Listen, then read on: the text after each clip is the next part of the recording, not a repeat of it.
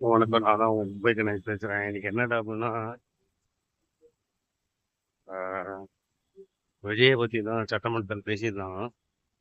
அதில என்னன்னா, விவசாயிகளுக்கு தள்ளுபடி செய்யவே இல்லைன்னு. விஜய் ஒரு முக ஸ்டாலின் மகனுக்கு ஒரு சமைத்தேன் பதிலடி இருந்தாரு. என்னன்னா, முன்ன பின்ன நீங்க பேப்பர் படிச்சிருந்தா தானே தெரியும்.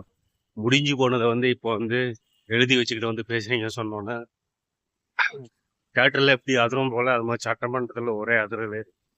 என்ன பேசுறதுன்னு தெரியாம நம்ம உதயநிதி ஸ்டாலின் கப்சிப்புன்னு உக்காந்துட்டாரு.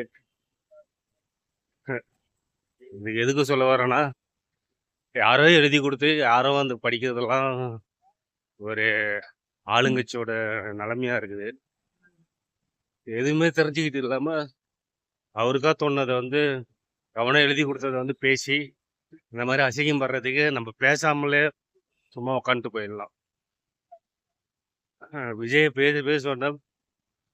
பேசுனா சப்பு சப்புன்னு இல்லை உள்ள உட்காடுறானுங்க, இல்லைன்னா எந்திரிச்சு ஓடிடுறாங்க. இதெல்லாம் ஒரு பொழப்புன்னு சொல்லிட்டு வந்திருக்காங்க.